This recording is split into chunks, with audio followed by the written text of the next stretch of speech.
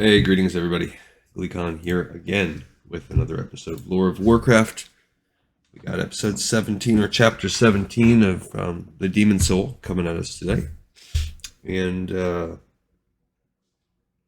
we last episode Coriel Strauss escaped from the dragons as well. So you have multiple people that have dipped out of there. That situation's bad. You've also slowly been getting this inkling that Illidan is getting more and more close to turning to the evil side. All right, stay a while and listen to this episode. Archimond watched his legions retreat from the spell and the oncoming night elves. He watched as the landscape before him filled with the forest green armor of the foe. The demon commander could feel their sense of triumph, hear the roars of imminent victory. How easy these creatures are to deceive, he thought. They think they will win now. With that, the gigantic demon turned and slowly, confidently walked after his fleeing minions. Malfurion started at the sound from Krasis. A moment later, he felt the mage struggle with his grip. Looking down, the druid saw that they were much too high up for him to drop safely, even with the magical feather. Clutching onto Krasis' arms as best he could, Malfurion shouted, "What is it?" "I do not. I feel as if my beating heart has been torn from my chest. I must land quickly." The night elf quickly scanned the area. There were woods and grassy plains below, more of the latter, fortunately. He saw one area that looked softer than the rest and pointed at it. "Can you make it to there?" "I will try." But Krasis flew haphazardly, and the spot that Malfurion had chosen began to disappear to the right. Instead, they headed for a copse of trees that might break their fall, but also likely break their necks and skulls. He's probably hurt from Coriel Strauss getting hurt. Krasis grunted hard, lifting them into the air a bit higher. The trees passed, and again, open plain welcomed them. They started to descend, slowly at first, then much too fast for the druid's taste. I think you must be prepared to save yourself, Malf." Suddenly the mage released him. Precious seconds passed before Malfurion realized what he could do. He reached out with his thoughts to the grass below. That area of the field rapidly grew taller and thicker. The grass bunched so tight it created a padding of sorts. As the night elf dropped on it, it gave slightly, then reshaped. Every bone in his body shook, but Malfurion survived intact. He felt his shoulder, only to find the gift from Aviana missing. Still, Malfurion gave thanks that he had acted swiftly and avoided disaster. Krasis fluttered several yards farther, moving like a hawk fatally shot by an archer. Malfurion could not react quickly enough to aid the dragon mage, who finally crashed into the tall grass beyond. The instant that he hit, Krasis' wings dissipated like dust in the wind. The limp figure fell forward, vanishing from the druid's sight. "Master Krasis! Krasis!" Pushing himself to his feet, the night elf struggled through the field toward where he had last seen his companion. But of his companion there was no sign. Malfurion gazed at the grass, certain that he had the correct location. Then some distance to the south he heard a brief moan. Shoving aside the grass, Malfurion hunted for the source. Moments later the still form of Krasis greeted his fearful eyes. He knelt by the mage, cautiously looking for any outward injury. Finding none, Malfurion slowly turned him over. As he did, he noticed something slip from his companion's body. Krasis' feather. It looked withered, brown. Touching it with one finger, the druid gasped as the feather crumbled, vanishing in the dirt and grass. Another moan escaped Krasis. Adjusting him so that he lay perfectly on his back, Malfurion checked for broken bones. However, despite his much harder fall, Krasis appeared untouched. Apparently, the only thing affecting him had been whatever ailment had stricken him in flight. The pale figure's eyes flickered open. I am tired of waking in such a condition." "Careful, Krasis, you shouldn't move yet." "I will not soon be moving at all, Malfurion. I believe I am dying." "What do you mean? How? What happened to you?" "Not me. Another. I am tied to Coriel Strauss, and he to me. I think he has been attacked. He is nearly dead, and if he goes, there is no hope for me." Malfurion looked Krasis over again, trying to find something he could do to help. "Is there no hope?" "Perhaps if you could heal him, but he is far from here, and he is a dragon. It would be most difficult." He grew silent. Malfurion thought quickly, but nothing else came to mind. All the skills that Cenarius had taught him could be applied, but not when the true victim lay countless miles away. Then he saw, half revealed by the wizard's crumpled robe, the scale. Krasis, this piece. What I thought would save us earlier. A bit of him for a bit of me. It did work for a time. This is his scale, Malfurion said to himself. His scale. It was an audacious, impossible plan, and the only one he had. He ran his finger across the scale, marveling at its texture and sensing the power of it. The druid's intention borrowed from differing aspects of his learning, things that Cenarius had never linked together. Still, certain basics surely applied. I may have an idea, Krasis. But the mage did not answer. His eyes once again had closed. At first, the night elf feared that he had already passed away. Only when he leaned close and listened to Krasis' quiet but still steady breathing did Malfurion's tensions ease slightly. He could not hesitate any longer. Krasis had only minutes remaining. Placing both hands on the scale, the druid opened his mind back up to his surroundings. Already the grass knew him, and it reacted to its call. The wind tousled its hair, and the earth stirred to waking, curious about his plea. But before he could ask of them anything, he also needed to see if he could truly link with the dragon Corielstraws.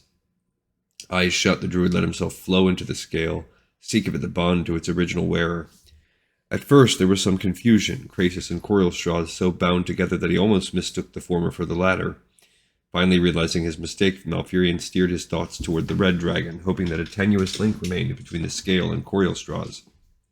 To his surprise, that part moved quite easily. Immediately his senses threw him across miles, across lands, to a harsher mountainous region. Both the landscape and the journey reminded him of his attempt to reach the dragons hidden behind the barrier, only this time he did not travel quite so far, nor had he thankfully had to make use of the Emerald Dream. Then a horrible sense of loss hit Malfurion. He nearly blacked out. Fearful, however, of accidentally joining Krasis' and Corielstraws' death experience, the night elf steeled himself. His senses stabilized, and he discovered that he now felt the dragon's dying emotions. There had been a battle, a terrible battle. Malfurion thought at first that the Burning Legion had attacked, but then he sensed from the red splintered thoughts that the foe had been other dragons, black ones. Recalling the sinister pair who had pursued Krasis and him, Malfurion suspected that he knew which beasts had attacked. He gathered that they were dead, which made him marvel that Corielstraws had even survived to this point. Truly a powerful, magnificent creature this dragon had been. No! He was thinking as Corielstraws is already dead. That condemned not only the dragon, but Krasis as well. Malfurion had to stop such speculation if he hoped to save them. One of the first true lessons that Cenarius had taught him had been the health and healing of woodland creatures. In the past, Malfurion had saved the lives of foxes, rabbits, birds, and more. He could apply that work now, just amplifying the effect, or so the druid hoped. Malfurion called to his surroundings. He needed their sacrifice. Only life could give life. The earth, the flora, they had the capability of regenerating in a manner no animal could. The night elf still asked much from them, however, for now he sought to save a dragon. If his plea was rejected, he could lay no blame. So now he'll get some healing. I think it's interesting, too, that they have him using all this druidic, but there's no moon or starfire powers, which is really all of the damage that they have left. Sun, a little, too. Trying to relay the importance of saving Corielstraws, and by doing so Krasis, Malfurion reached out to the grass, the trees, anything that would give to him. In the back of his mind he noted the dragon's life force ebbing. There was barely any time left. Then, to his relief, Malfurion felt the land give of itself for his efforts. The life force flowed into him, exhilarating the night elf so much that he almost forgot for what purpose he had requested it.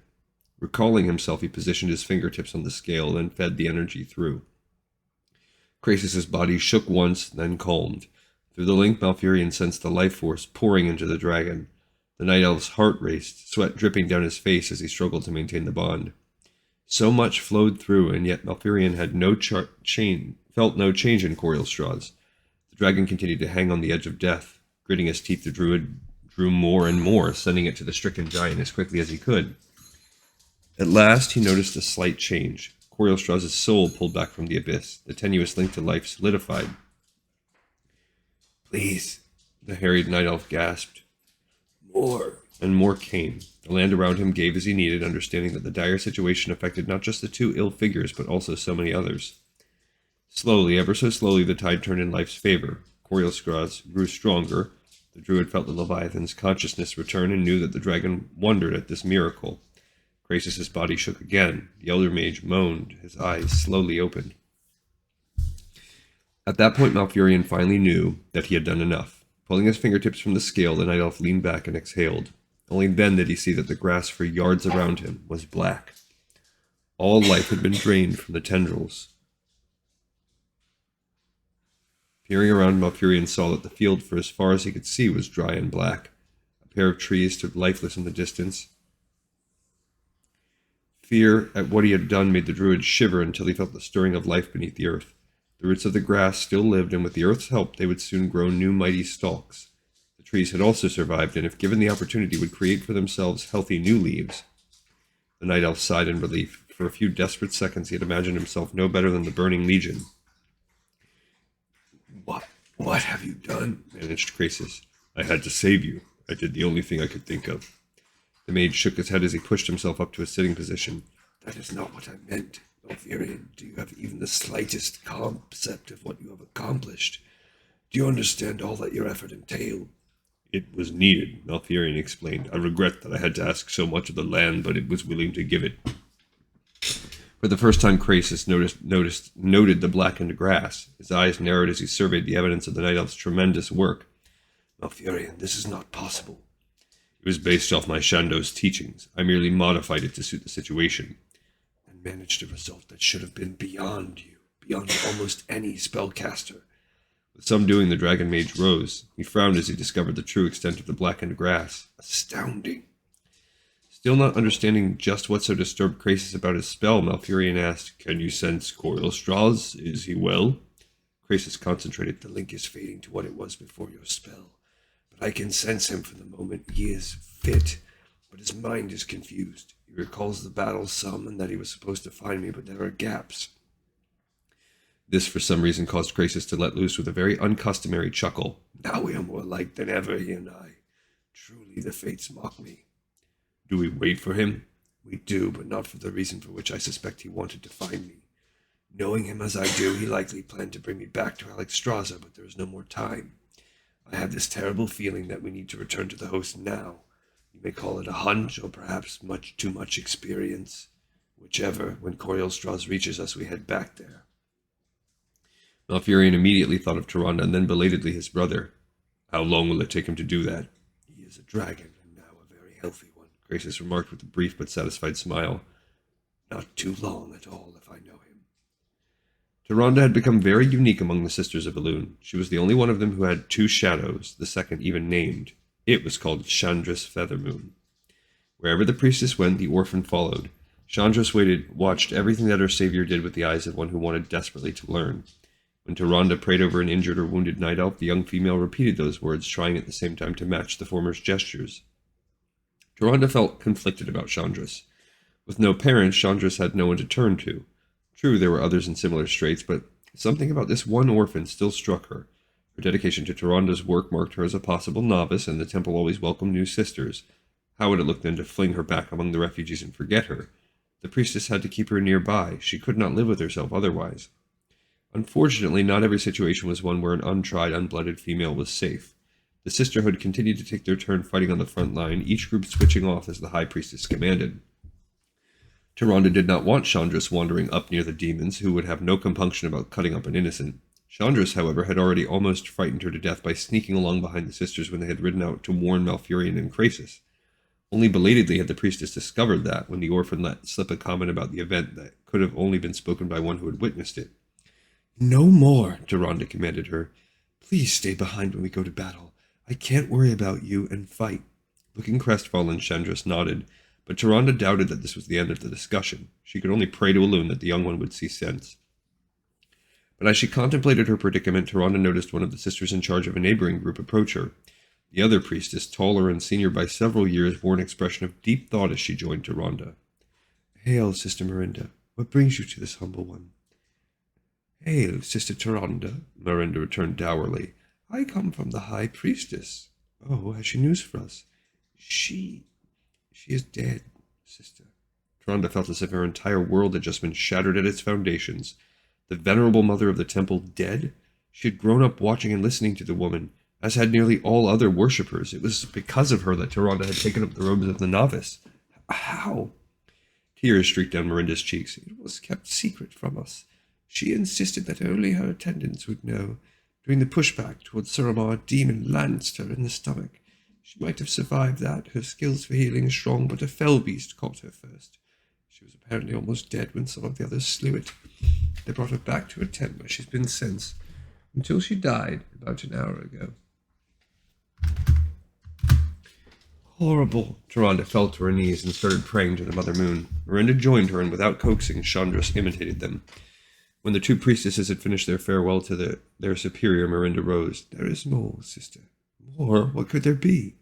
Before her death, she named a successor. Tyrande nodded. This was to be expected. The new high priestess had, of course, immediately sent out messengers like Miranda to spread the word of her ascension. Who is it? There were several worthy candidates. She named you, Tyrande. Tyrande could not believe her own ears. She, Mother Moon, you jest.